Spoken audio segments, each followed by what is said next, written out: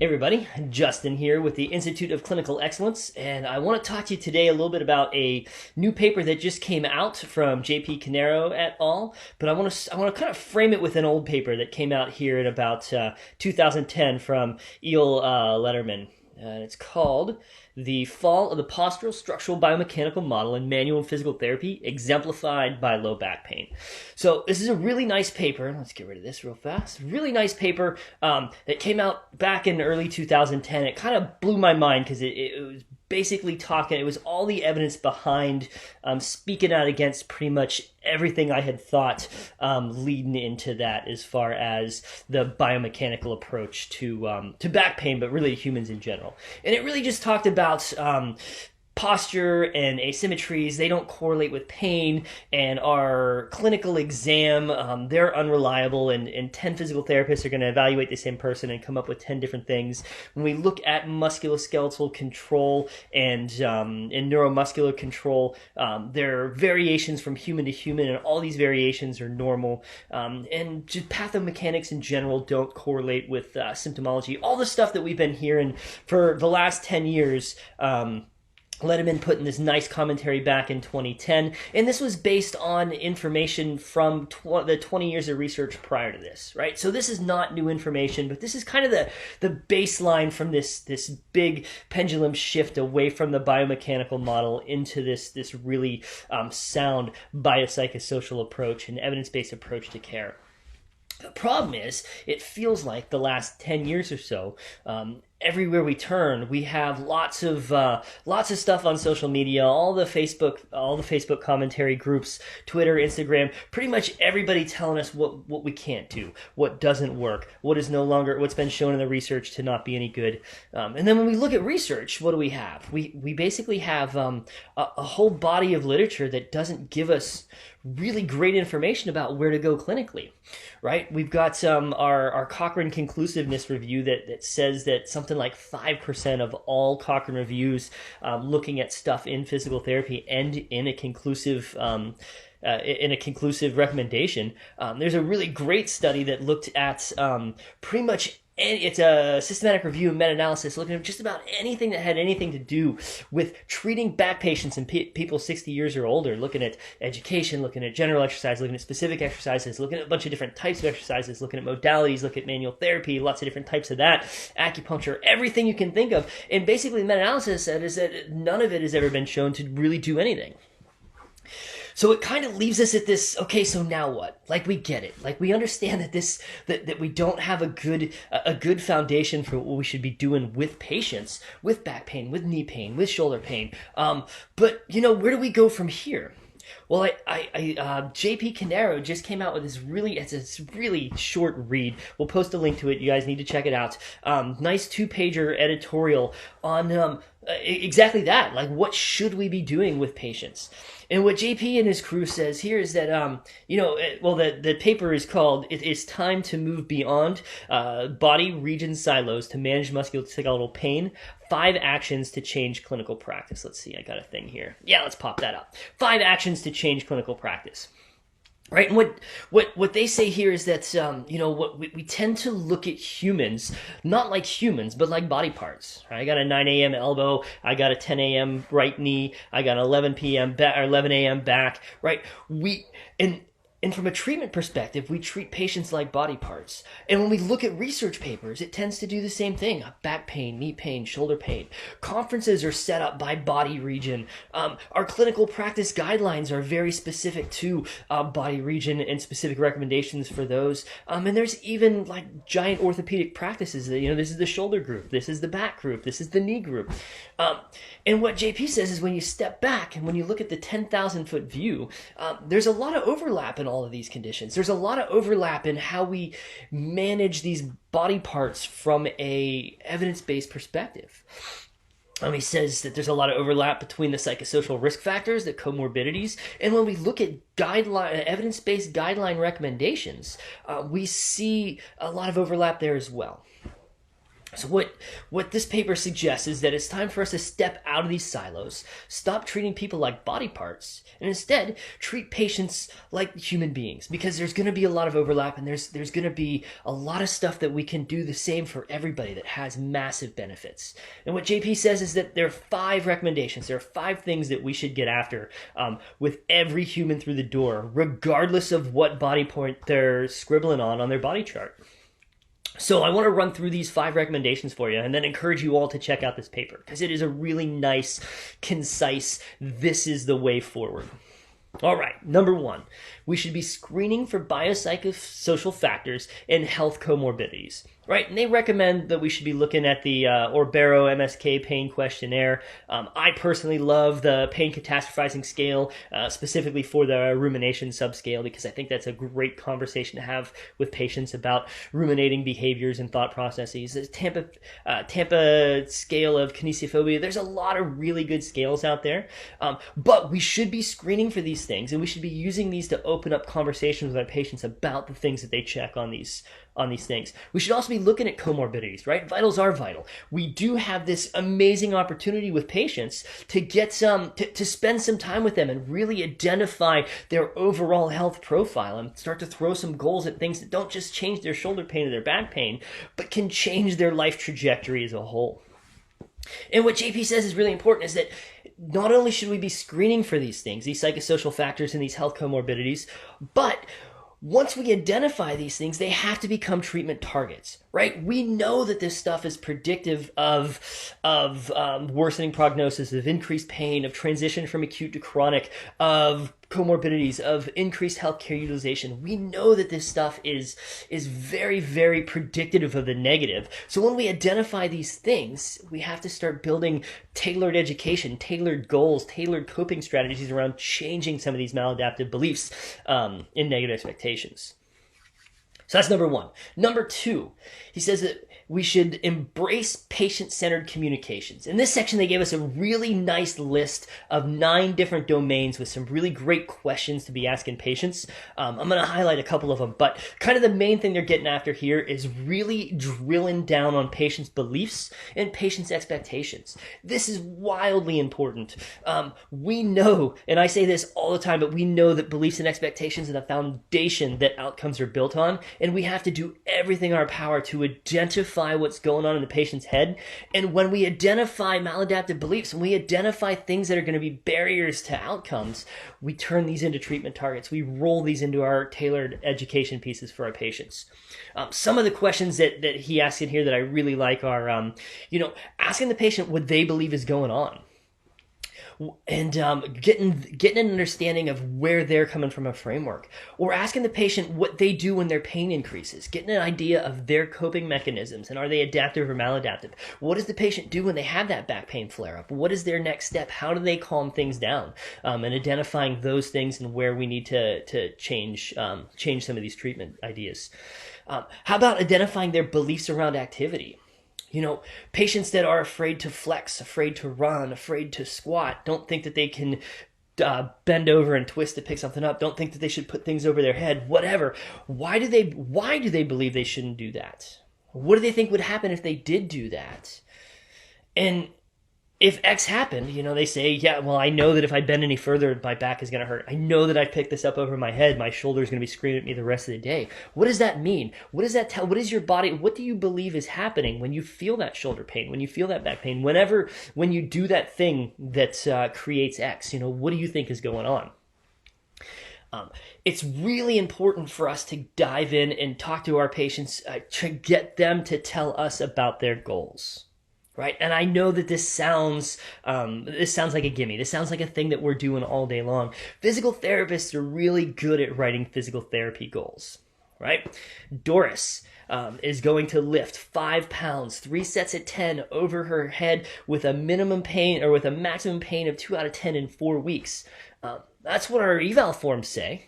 That's what our eval forms say for patient goals. That is not the goal that Doris walked in. Doris did not call and schedule an appointment with you so that we could get 3 sets of 10 of 5 pounds over the top of her head. Right? That's not Doris's goal. Doris wants to walk her dog through the park. She wants to get back to hiking. Doris wants to walk her or play with her grandkid in the yard on Saturday. Doris wants to do the neighborhood walk with the neighbors down the street, drinking coffee and walking through the neighborhood. These are the goals that we have to get after. We have to understand what is it that the patient wants to do to make their life better, and then tailor our entire treatment around that.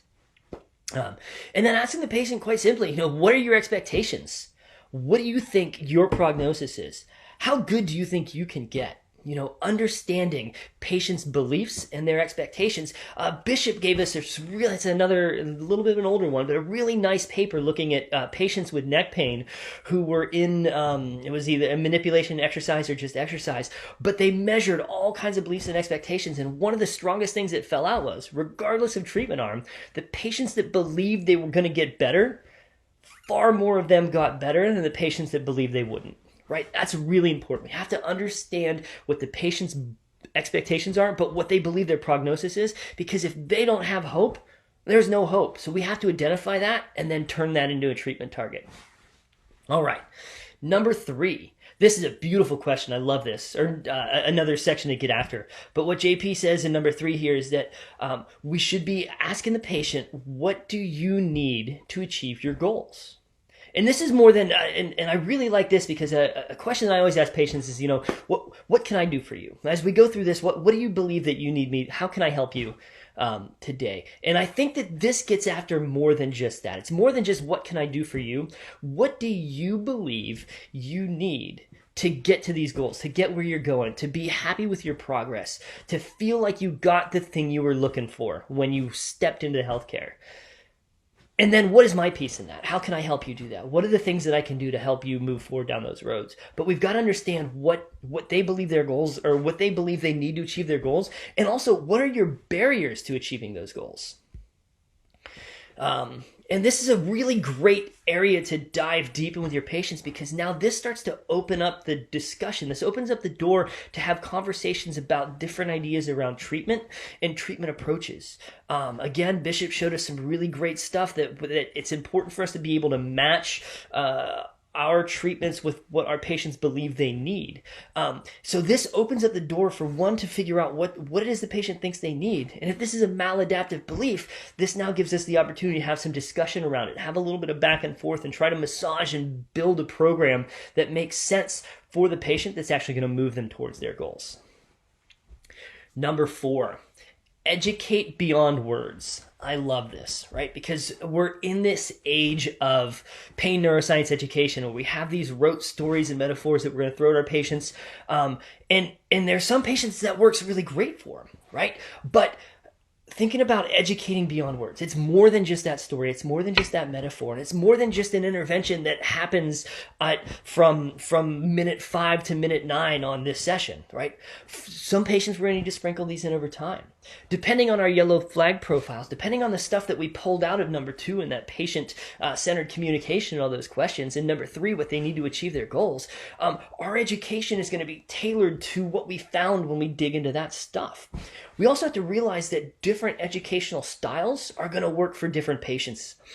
Some patients love those metaphors. Some patients want to see me draw on the whiteboard and make a story right on the spot. Some patients want a handout. Some patients want assignments. Write down, I want you to go home and think about these 3 things and write down each of these things and come back and we'll have a discussion. Some patients want to watch a video.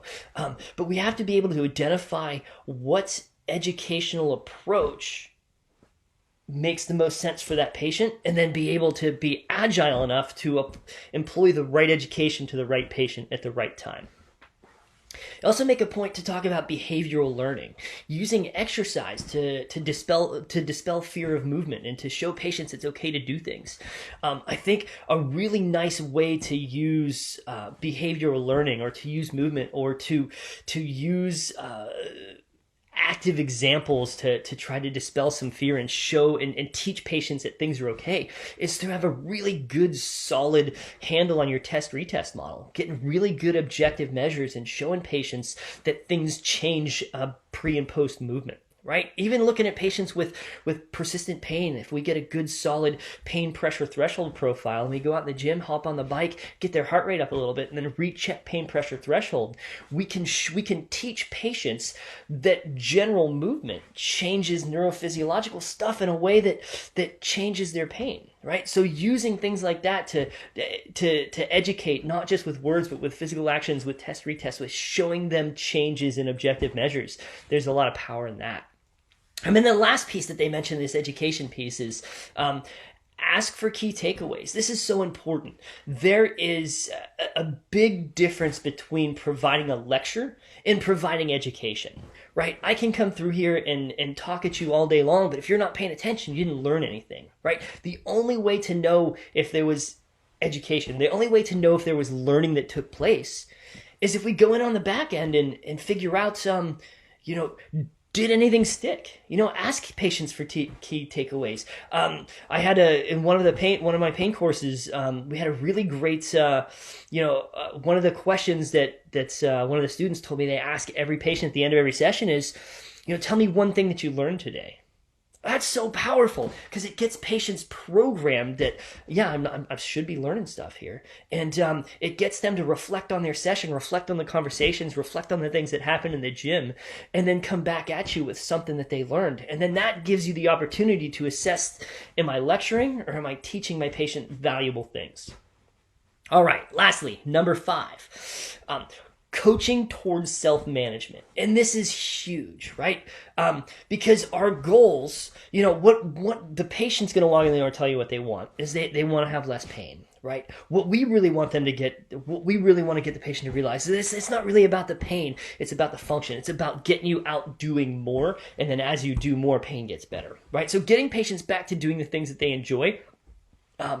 But it's more than just that. We have to really kind of teach patients, train them to be more self-managed, right? Especially in our persistent pain population, but really anybody. What we learn in healthcare is that people do stuff to us, right? You enter the healthcare system and with X and you get Y. This therapist does this PCP does this, we do this image. We're always doing to you. And we slowly over time strip patients' internal locus of control away, right? So as soon as something goes wrong, we have to find a person to do a thing, right? So coaching patients back towards self-management, giving them great exposure to internal locus of control, putting them in the driver's seat at any chance you get has to be an important part of the program, right? So we're not going to just teach patients exercises, teach patients about their body, get them moving, doing stuff. We're going to teach patients about program development. We're going to teach patients how to design their own therapy sessions. We're going to give patients the opportunity to pick what exercises we're going to do today. We're going to give patients the opportunity to help us design the home exercise program for the next week. We have to get patients comfortable doing these things because then as we move towards discharge, we want the patients comfortable at setting their own goals, setting their own goal progressions, and then being comfortable designing their own programs to drive their stuff forward. We also want to give patients the tools necessary to engage in community activities. We want to talk to patients about sleep, stress. We've identified some of their yellow flag dysfunctions and we've identified some of their maladaptive coping. Let's give them tools to have adaptive coping strategies for when they're having sleep dysfunction, for when they're stressed out, for when they're having pain flare-ups. The goal should be that at the end of all this, the patient's going to leave going to go out in the community and do the things they enjoy doing, engage the community, engage their friends and family, be more active, have a healthier lifestyle. But also, the next time something pops up, they have the tools to attack this thing on their own for a bit before they try to seek care anywhere else.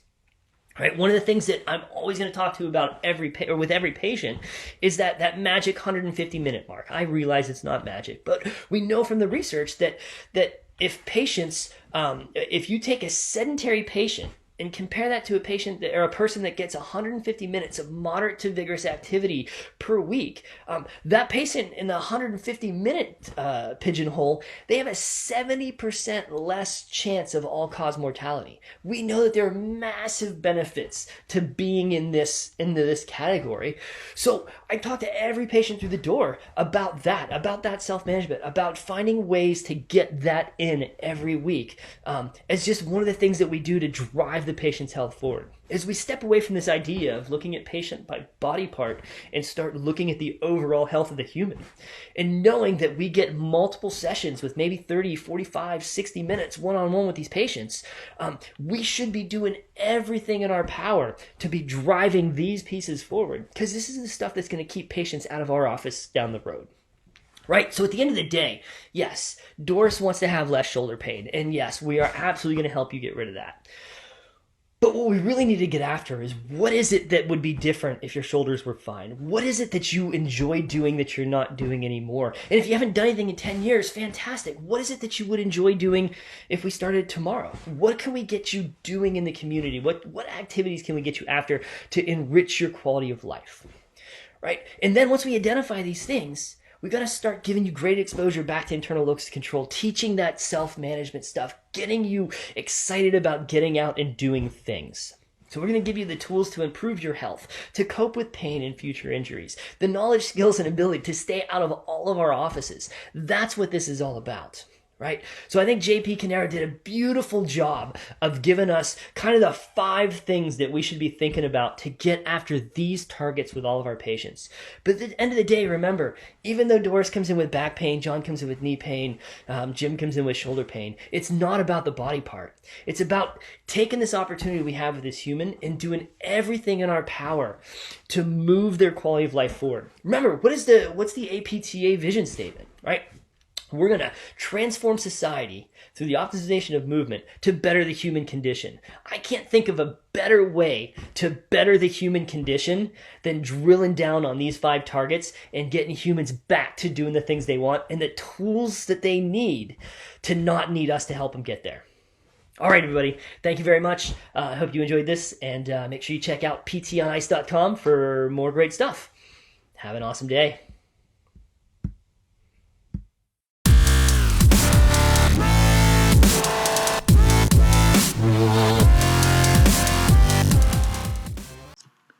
Hey, thanks for tuning in to the PT on Ice Daily Show. If you enjoyed this content, head on over to iTunes and leave us a review. And be sure to check us out on Facebook and Instagram at the Institute of Clinical Excellence.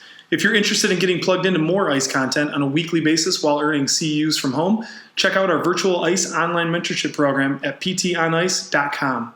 While you're there, sign up for our Hump Day Hustling newsletter for a free email every Wednesday morning with our top 5 research articles and social media posts that we think are worth reading.